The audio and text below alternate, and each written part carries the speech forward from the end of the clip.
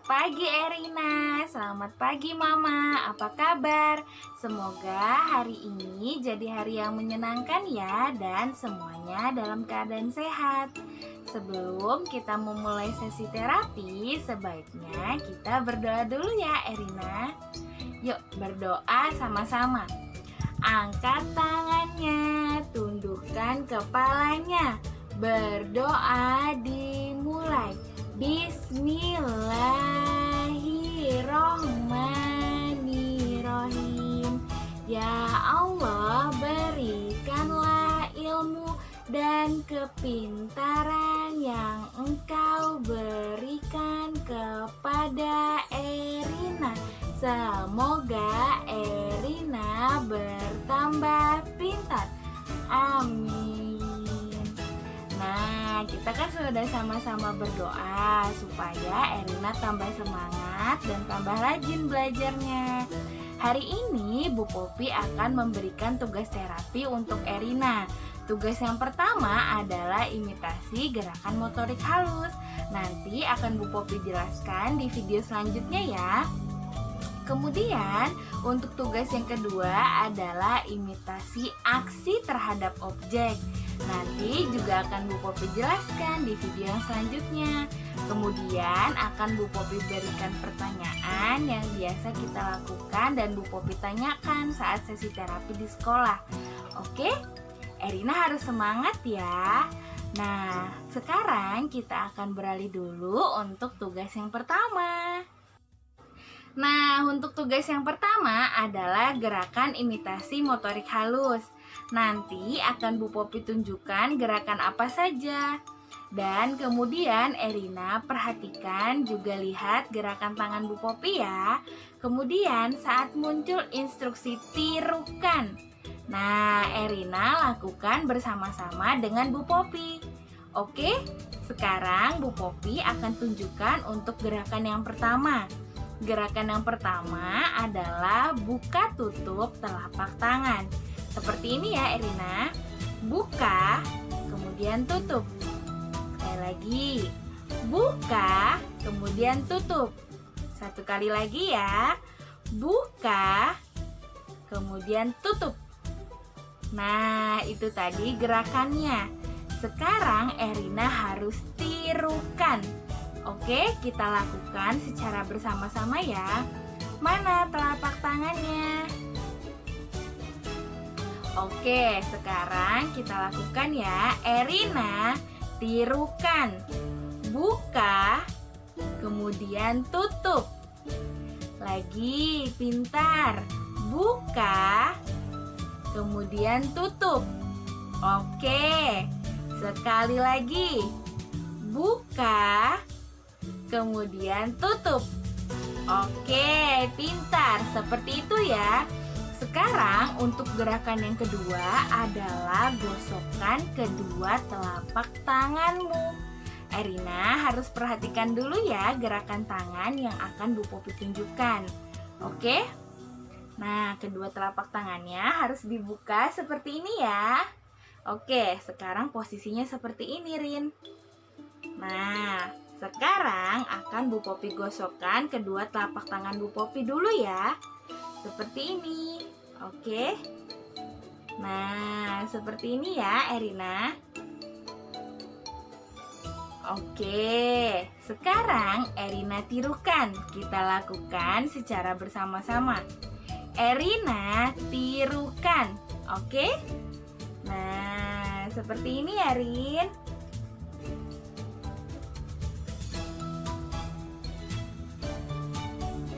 Oke, cukup. Nah, sekarang untuk gerakan yang ketiga adalah menjumput. Apa sih menjumput dan bagaimana gerakannya? Nah, gerakan tangan Erina sekarang coba lihat. Buka dulu telapak tangannya. Kemudian posisikan dalam posisi menjumput atau dikerucutkan seperti ini. Nah, seperti ini ya Rin. Oke, bisa? Nah, kemudian gunakan telapak tangan Erina yang satu lagi untuk melakukan gerakan menjumput. Seperti ini ya. Nah, seperti itu ya Rin. Sekarang kita lakukan secara bersama-sama. Oke, Erina, tirukan. Nah, seperti ini. Ya, pintar. Seperti itu, Rin. Oke, sekali lagi ya. Erina, tirukan. Nah, oke, pintar. Itu tadi adalah tugas yang pertama. Sekarang kita akan beralih untuk tugas yang kedua ya. Nah, untuk tugas yang kedua adalah imitasi aksi terhadap objek. Apa saja sih kegiatannya dan apa saja sih gerakannya?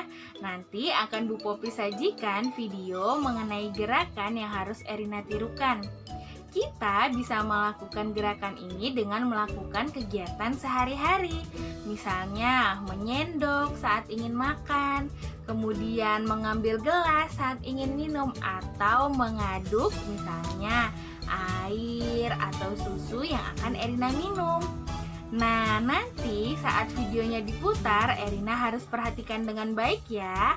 Kegiatan ini dilakukan atau latihan ini dilakukan untuk membantu fokus dan atensinya Erina. Kemudian membantu Erina dalam mengimitasi gerakan motorik kasar. Seperti itu.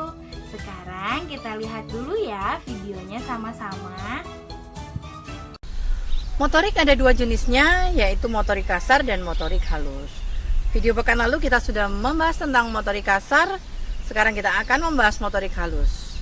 Simak terus informasi lengkap motorik halus. Parents hebat, berbagi informasi tentang dunia anak agar kita menjadi parents hebat. Hai, pagi ayah bunda hebat yang ada di rumah. Tarik nafas dulu. Hari ini kita meniup udara pagi yang segar dulu, biar semangatnya makin luar biasa. Oke, ayah bunda, kalau kemarin kita sudah membahas, masih ingat tentang motorik kasar? Hari ini kita akan membahas tentang motorik halus. Apa itu motorik halus? Sebelumnya jangan lupa segera subscribe, like, dan komen di channel Parents Hebat untuk berbagi informasi tentang dunia anak agar kita menjadi parents hebat. Oke ya bunda, kita biasanya tahu ya kalau di TK-TK itu biasanya masih sering bertepuk tangan tuh, diajarkan tepuk tangan. Tapi anehnya terkadang beberapa orang tua masih menganggap di TK kok cuma tepuk tangan yang diajari. Nah, jangan salah persepsi nih, karena ternyata bertepuk tangan ini ternyata ada manfaatnya. Sebelum tahu manfaatnya bertepuk tangan, kita ulas dulu tentang motorik halus. Nah, apa itu motorik halus? Parents hebat yang ada di rumah, motorik halus adalah gerakan fisik yang melibatkan jari, koordinasi tangan dan mata untuk melakukan gerakan otot-otot kecil. Nah, seperti apa motorik halus? Motorik halus ini hanya didominasi oleh bagian atas tubuh, yaitu jari, pergelangan tangan, kemudian lengan dari ujung hingga pangkal, kemudian bahu. Nah, inilah bagian dari organ fisik kita yang akan bekerja pada motorik halus. Apa saja yang merupakan kegiatan merupakan kegiatan motorik halus pada anak-anak, utamanya anak-anak usia 2 hingga 3 tahun.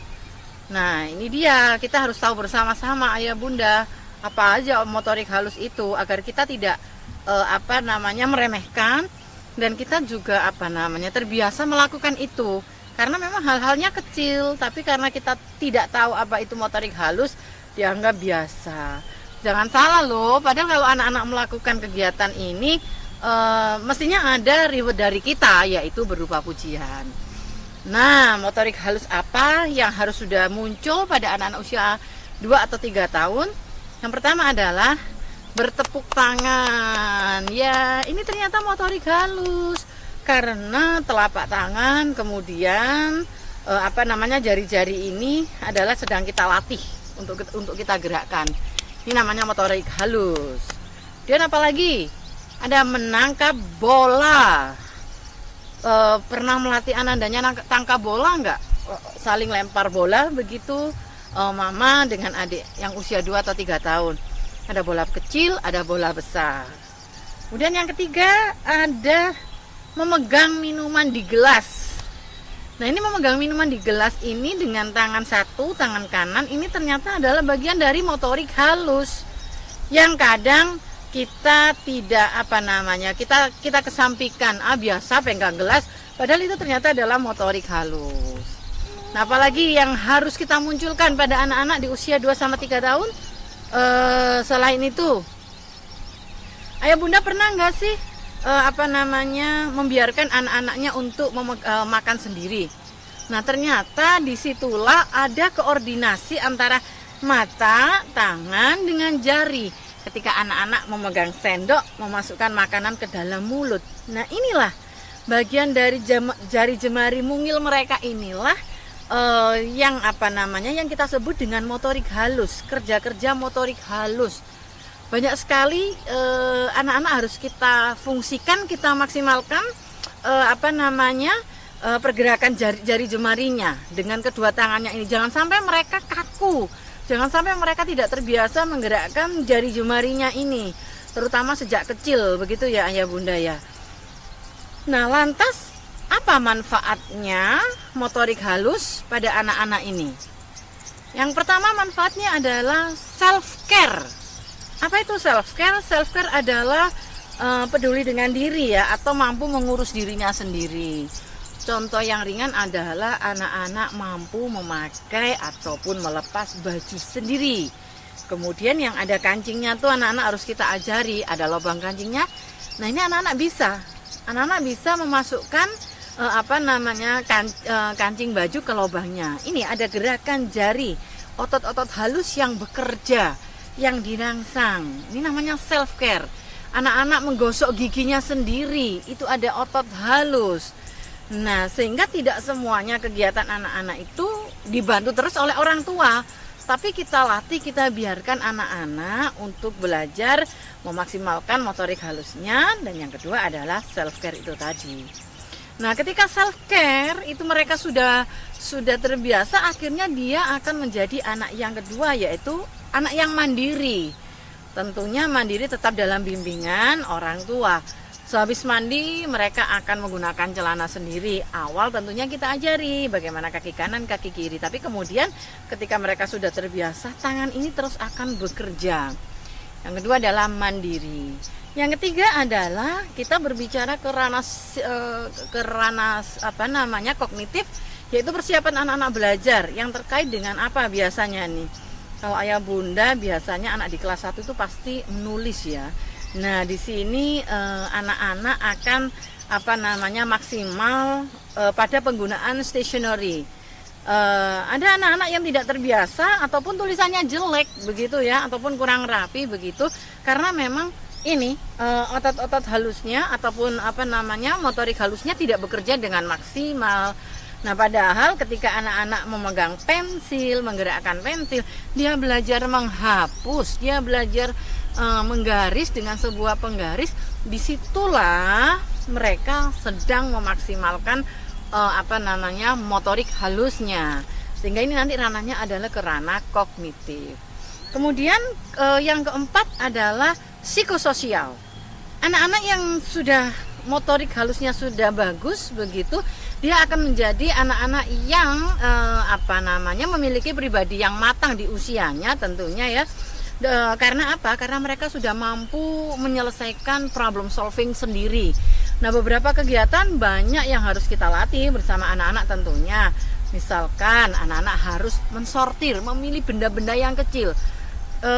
Kalau kita biasanya ada di sekolah taman kanak-kanak begitu, playgroup begitu, mereka akan diberikan beberapa mainan, misalkan kancing, ada kancing besar, kemudian sedang, dan kemudian kecil. Nah, di situ dia mampu, ketika mereka mampu membedakan, coba bedakan atau coba sortir, coba kelompokkan kancing-kancing besar, kemudian dibedakan dengan kancing kecil, serta bedakan berdasarkan warnanya. ada koordinasi mata, jari dan tangan. Disinilah program ataupun proses yang harus sering kita lakukan kepada anak-anak agar motorik halus mereka termaksimalkan dengan benar. Bagaimana kedua jari ini, ibu jari dan telunjuk, ketika mereka mampu mengambil benda yang kecil dengan menjumput, mengambil benda-benda kecil, disinilah ada otot-otot kecil yang akan mereka latih, yang pada akhirnya nanti memaksimalkan kerja motorik halus. Dan tentunya motorik halus ini harus kita rangsang sejak dini, bukan ujuk-ujuk nanti ketika sudah SD baru kita ajarkan. Yap, wah ternyata banyak sekali ya motorik halus yang terkadang kita abaikan begitu saja. Ayah bunda hebat, padahal ini penting untuk anak-anak kita. Nggak harus mahal kan untuk melatih motorik halus, banyak sekali yang bisa kita lakukan. Kita siapkan bola, kancing-kancing bekas dan yang lainnya. Nah, kita berikan kesempatan mereka untuk memaksimalkan kerja otot-otot kecil mereka. Yap, ayah bunda hebat, semoga motorik halus ini bisa kita manfaatkan, bisa kita terima, bisa kita latihkan juga ya pada anak-anak tentunya ya, karena harapan kita next kedepannya bertahapnya umur mereka menjadi anak-anak yang mandiri. Semoga bermanfaat. Terima kasih telah menonton channel Parents Hebat.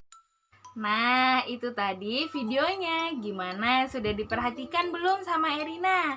Harus diperhatikan dengan baik ya, supaya Erina lebih fokus dan atensinya terarah. Sekarang yang perlu kita lakukan adalah menirukan gerakan dalam video tersebut. Bu Popi mau minta tolong Mama untuk menyiapkan sendok dan juga gelas plastik ya Mama. Kemudian boleh diisi air, sirup, ataupun susu. Kalau mau lebih aman boleh diisi air saja ya Mama. Sekarang Bu Popi mau minta tolong sama Erina untuk memegang gelas tersebut seperti ini. Kalau ada pegangannya, boleh pegangannya juga dipegang seperti ini ya Rin.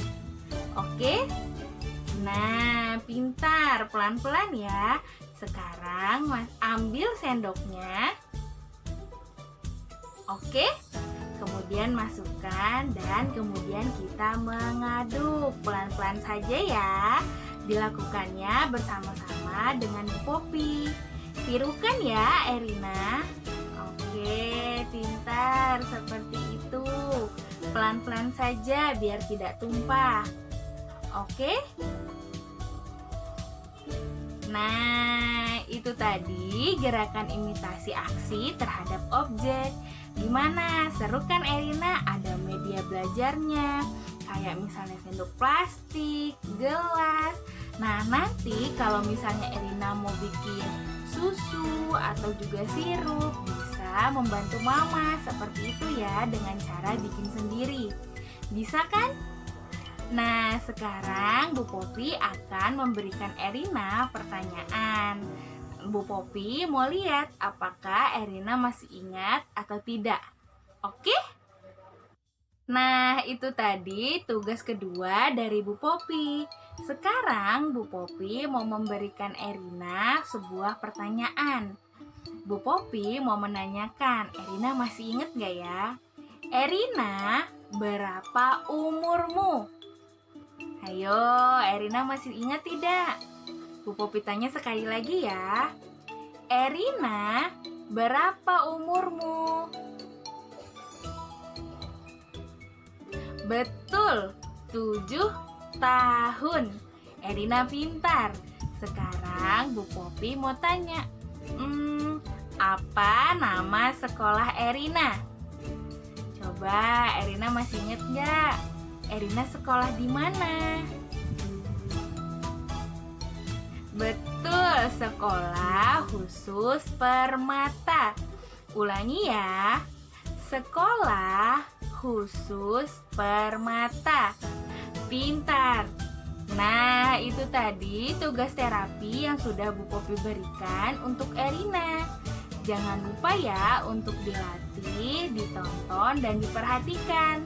Boleh belajarnya bareng sama Mama dan juga Desiva, biar Erina makin semangat. Ingat ya, setiap diberikan instruksi oleh Mama ataupun Bu Popi melalui video, Erina harus ikuti dan perhatikan dengan baik. Ya, sekarang kita kan sudah selesai sesi terapi. Nah, Bu Popi mau kita berdoa dulu sebelum kita menyelesaikan sesi terapinya. Oke? Yuk, kita berdoa dulu. Angkat tangannya, tundukkan kepalanya. Berdoa dimulai. Bismillahirrohmanirrohim. Ya Allah, terima kasih atas ilmu dan kepintaran yang Engkau berikan kepada Erina. Semoga Erina bertambah pintar. Amin. Nah, itu tadi tugas terapi yang sudah Bu Popi berikan ya. Ingat, videonya harus ditonton, diperhatikan, dan juga dilatih di rumah bersama Mama. Boleh belajar bareng dengan Desiva biar Erina tambah semangat. Segitu dulu ya videonya, Rin. Ingat, harus ditonton ya. Dadah. Assalamualaikum warahmatullahi wabarakatuh. Semangat dan sehat terus ya, Erina. Dadah.